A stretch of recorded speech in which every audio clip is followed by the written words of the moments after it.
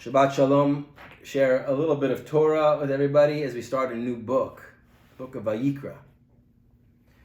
So this week we begin a new book. It's a new journey in our wisdom teachings. It's called Leviticus, or in Hebrew, it's called Vayikra. So in Judaism, we usually take the name of the book by one of the first words of the book, whereas in Latin, they choose a name that summarizes the content of the book.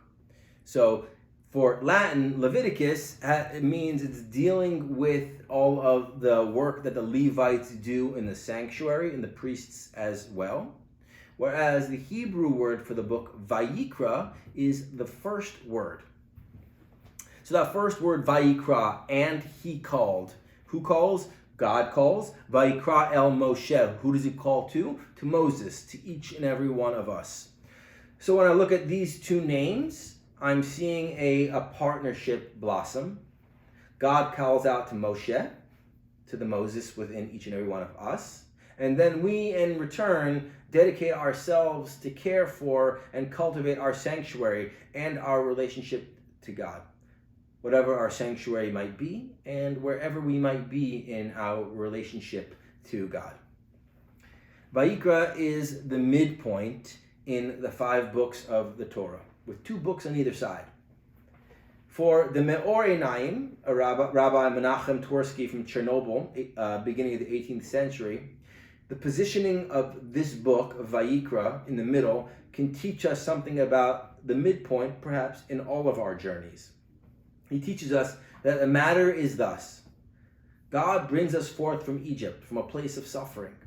And right then, God gives us the commandments of Passover and of Brit Milah, of circumcision.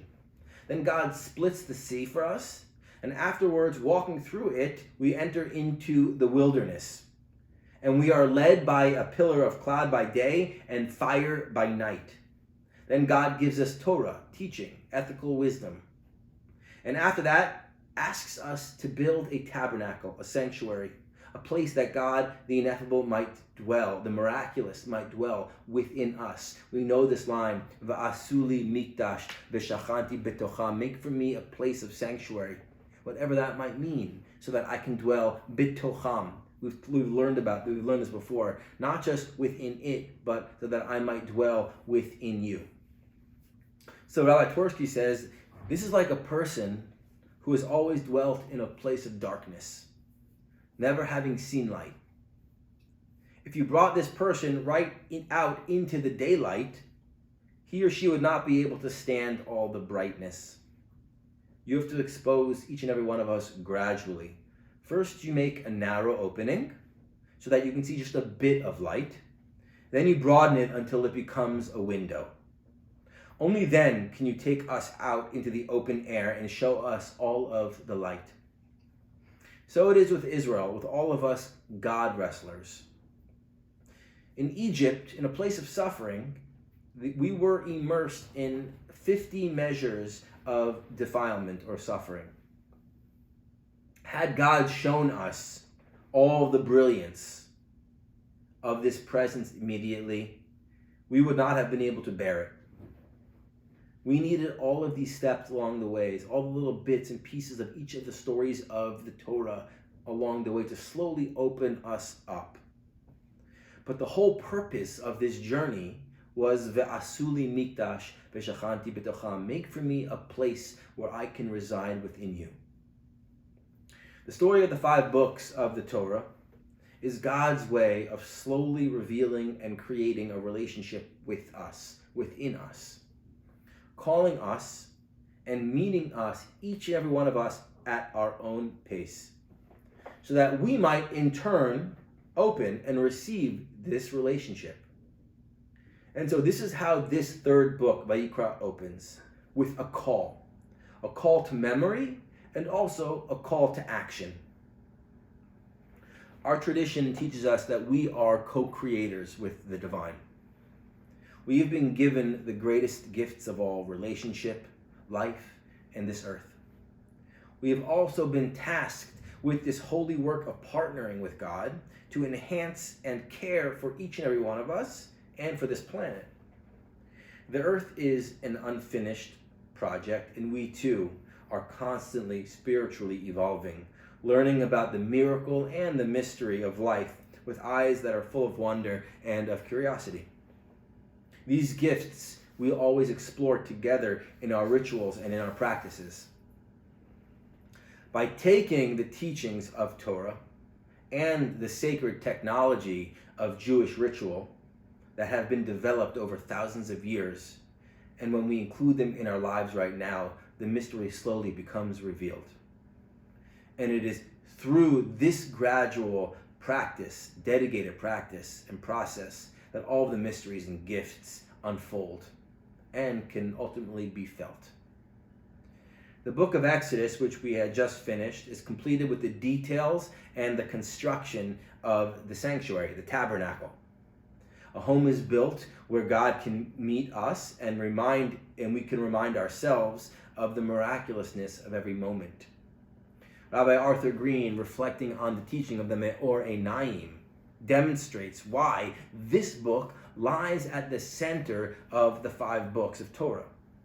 The Me'or Einayim, Rabbi Twersky, uses a version of this well-known parable of a man dwelling in a cave.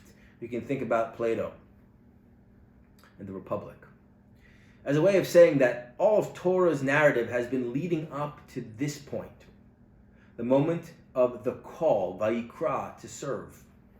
The whole story of Exodus, including the elaborate instructions of the tabernacle, is a preparation for this sacred call.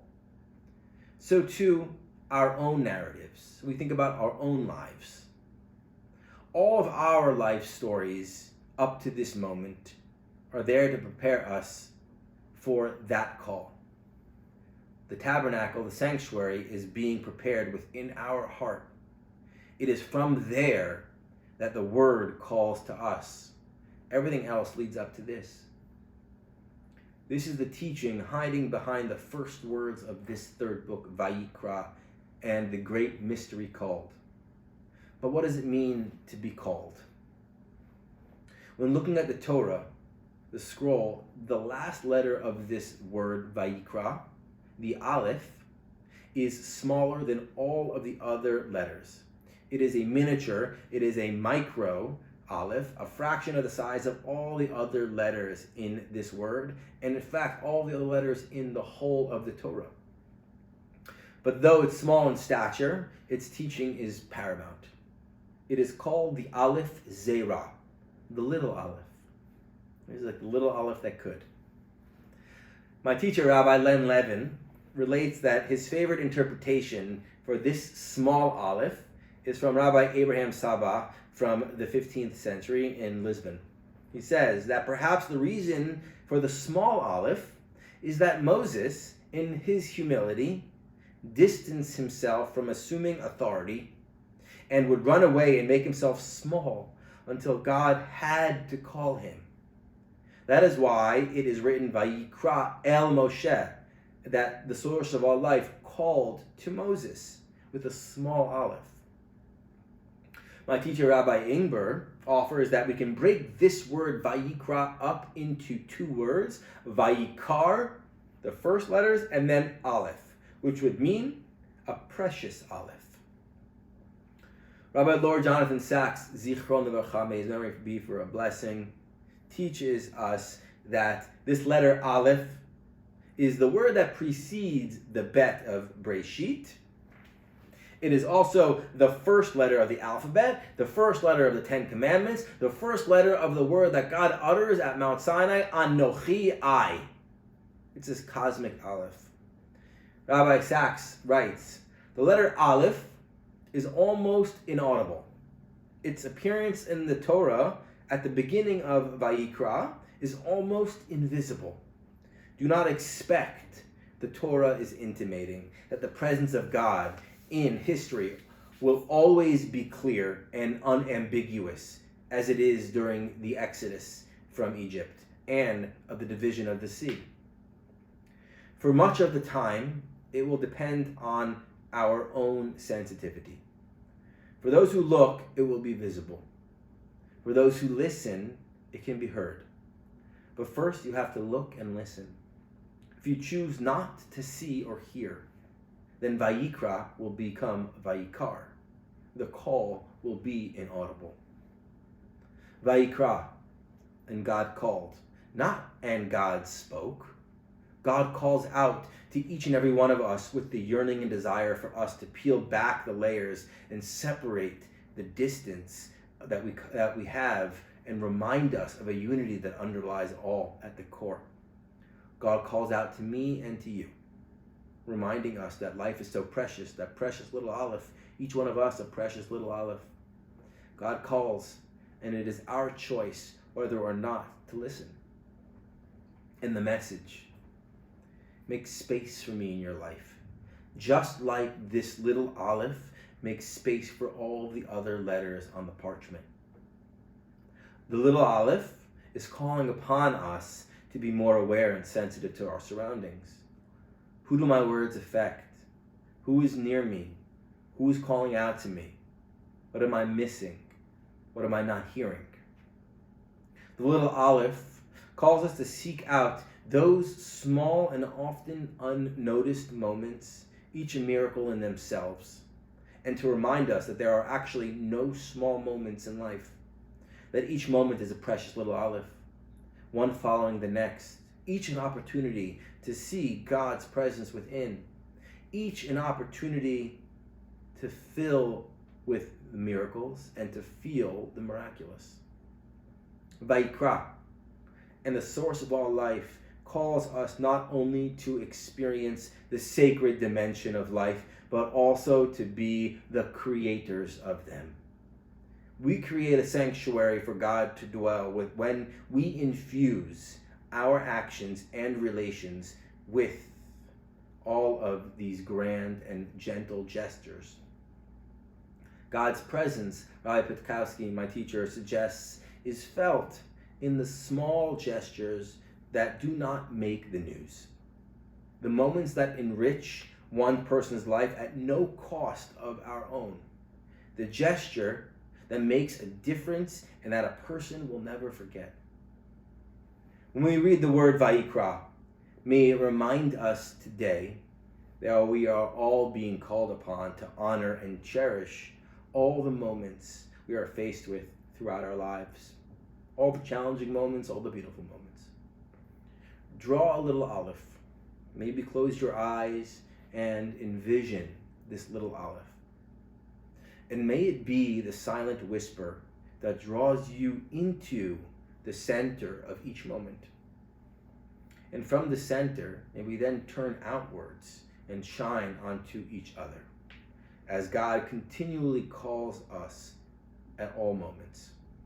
This is the infinite song, the endless moments, full of opportunity to hear the sacred call of life. Vayikra. Shabbat Shalom.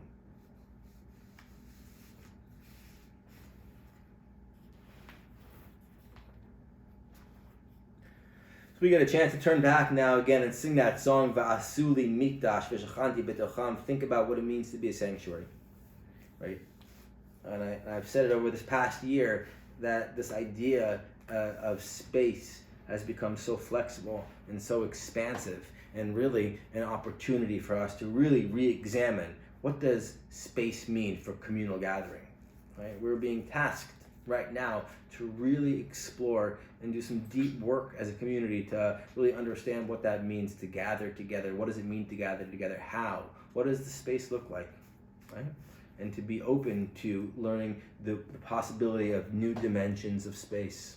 Va'asuli mikdash v'shachanti b'tocham. Make for me a sanctuary so that I can dwell within you. Wherever we are, the sanctuary is within each and every one of us.